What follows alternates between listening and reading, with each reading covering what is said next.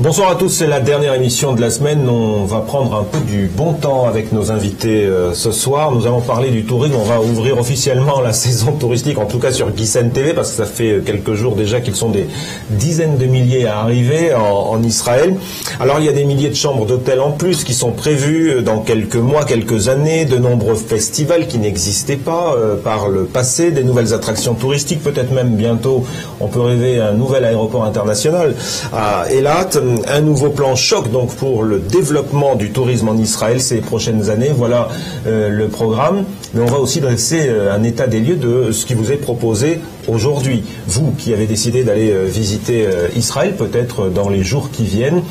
Autour de moi, un directeur d'agence, grande agence de voyage, l'agence Bon Voyage, Michael Haïk, bonsoir. Bonsoir. Et puis Robbie Harley, un homme qui est né dans le tourisme, pour le tourisme, par le tourisme, bref, c'est son dada, il nous dira tout ce qu'il sait aujourd'hui pendant 30 minutes. Bonsoir, à vous également.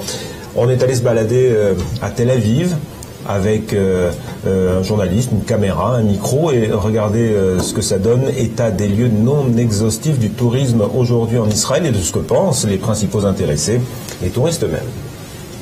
C'est le grand retour de l'été en Israël, l'été avec son soleil brûlant, sa mer bleue et surtout son lot de touristes. L'an dernier, ils étaient un peu plus de 3,3 millions de visiteurs à Baroudé en Israël, soit 23% de plus que l'année précédente, un record jamais enregistré. Cette année encore, la France se place sur le podium des pays sources des flux touristiques les plus importants, mais s'ils sont toujours aussi nombreux à se rendre dans le pays, les touristes français fidèles à leur réputation de râleurs formulent des critiques récurrentes. Au cœur des reproches, la hausse des prix, le choix limité des hôtels ou encore le service hôtelier qui laisse à désirer.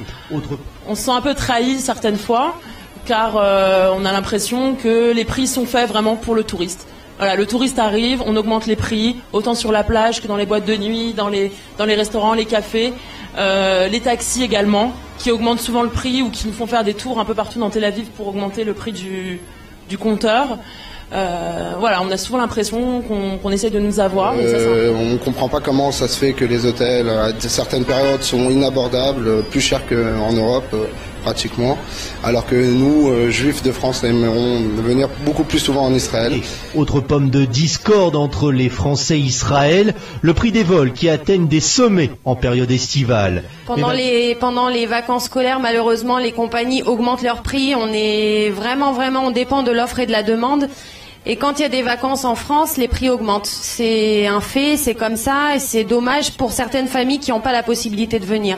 Mais malgré ces critiques, il faut dire que la communauté française est très fidèle. En 2010, ils étaient un peu plus de 181 000 à s'être rendus sur le sol israélien. Et les Israéliens sont conscients que les Français viennent tout le temps. Pendant des périodes de guerre, il y avait tous les touristes américains qui venaient pas en Israël, mais le Français continuait à venir. Le ministère du Tourisme a prévu un investissement de 55 millions d'euros pour attirer les touristes à Eilat ou Tel Aviv. Alors l'accueil des touristes va-t-il évoluer cette année? Si les professionnels du secteur en sont persuadés, reste à convaincre les premiers concernés. C'est Dan Nita pour ce reportage Made in Tel Aviv. Alors rebonsoir à tous les deux. Bonsoir.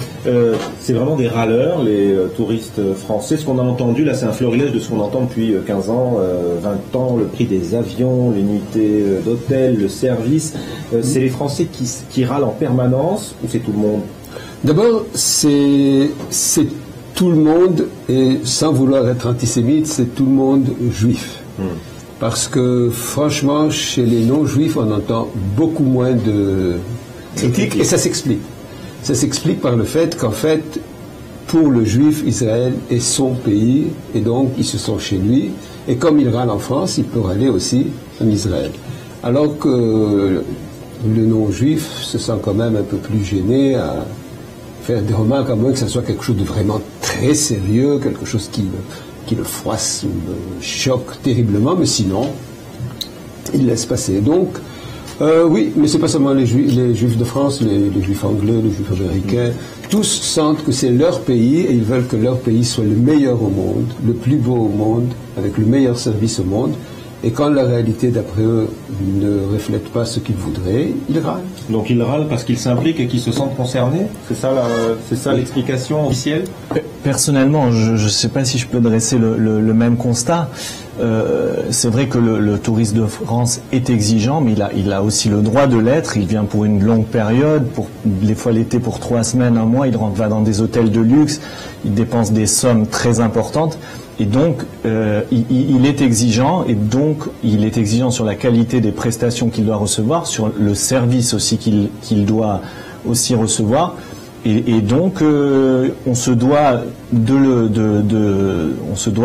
respecter ces exigences. Voilà, juste je précise que Robbie Harley est à ma gauche et que Michael Haïk est à ma droite, directeur d'agence de voyage et consultant au ministère israélien du tourisme. Vous n'avez pas satisfait ma curiosité. Est-ce que quand ils se plaignent des prix chers, de l'accueil, etc., est-ce qu'ils ont raison ou pas? Bon, là aussi, la question n'est pas très facile à cerner, puisque sur le point de vue des vols, ils ont raison. Ils ont raison parce que très souvent, pour des politiques internes pas toujours explicables, il se peut que, par exemple, le prix d'un avion de Londres à Tel Aviv soit moins cher que Paris-Tel Aviv, alors que le vol est plus long. Et la même chose peut se passer même de la Russie. C'est-à-dire que vous pouvez parfois trouver un vol qui part de la Russie et qui est moins cher, de la Belgique certainement. Donc, c'est vrai que les compagnies aériennes ont des façons de mettre leur prix qui n'est pas toujours explicable, pas toujours. Mais le fait est qu'aujourd'hui, de plus en plus, il y a quand même des compagnies qui donnent une concurrence très forte aux compagnies nationales ou aux compagnies établies. Et donc, il n'y a aucune raison, si on se donne la peine de chercher, et si on est prêt, naturellement, à concéder quand même une partie de son confort, il n'y a aucune raison qu'on paye des prix aussi hauts que cela pour le vol. Pour ce qui est des avions, des hôtels, eh bien, franchement, je ne suis pas vraiment d'accord, puisque c'est un fait qu'Israël est un pays moderne, avec une économie moderne, avec des coûts qui sont ce qu'ils sont. Le shekel, et nous en sommes très fiers, est une valeur très forte sur le marché des valeurs mondiales. Et donc, c'est vrai que si une fois le shekel ne valait presque rien et que quand on venait avec des dollars ou des euros, on se sentait les rois du monde. De nos jours, ce n'est plus toujours vrai, mais le fait est que on ne peut pas comparer des choses qui ne se comparent pas. On va poser la question à quelqu'un qui jongle avec les sommes d'argent qu'envoient les Israéliens à l'étranger et qui reçoit les touristes français ici en Israël. Ça coûte moins cher d'aller ailleurs ou de venir en Israël, dans la balance? Dites-nous tout. Dans la balance, c'est aussi beaucoup l'attachement qui est lié au fait qu'on reçoit depuis des années des touristes de confession juive en Israël.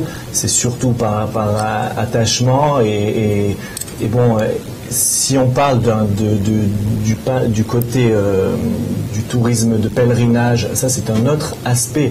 C'est un aspect de tourisme qui est très abordable. Ma question est la suivante. Quand vous avez une famille israélienne qui veut partir dans la région ou en Europe, est-ce que ça lui revient moins cher d'aller dans ce sens-là qu'à une famille française qui, elle, vient passer les vacances en Israël? D'abord, ça dépend où elle va passer ses vacances. Il est évident qu'à l'époque où la Turquie était attractive, on va comparer ce qu'on connaît, la France et Israël. Vous envoyez une famille de 5 personnes en France.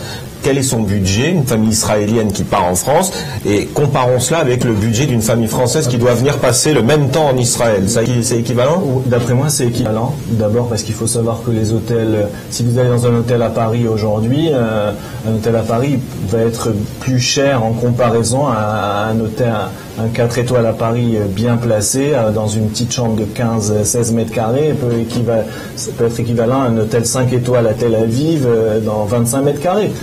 Donc à ce niveau-là, je pense que les tarifs dans les hôtels sont comparables à ce...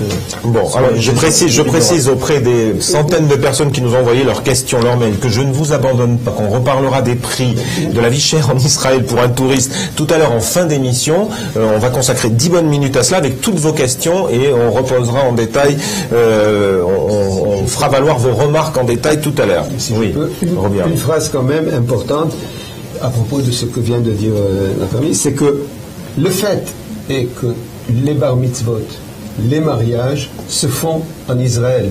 Donc la réponse est claire. La France est plus chère qu'Israël, sinon on l'aurait fait en France. Et beaucoup le font non seulement par attachement pour Israël, mais aussi parce qu'en fait, faire venir la famille en Israël et prendre les catering israéliens coûte moins cher. Alors oui, mais c'est un secteur bien particulier. Oui, l'événementiel. D'accord, mais c'est quand même une dépense, c'est-à-dire si nous parlons d'hôtel, etc., c'est le même hôtel. C'est-à-dire que pour le même prix fixé par les prestations françaises, vous pouvez faire venir vos invités, leur payer le billet d'avion, leur payer l'hôtel et avoir des prestations supérieures. Ça se fait très souvent à Eilat en particulier, parce qu'à Eilat, c'est vraiment abordable et c'est avec des charters, des semaines à moins de 1 000 € dans des hôtels 5 étoiles.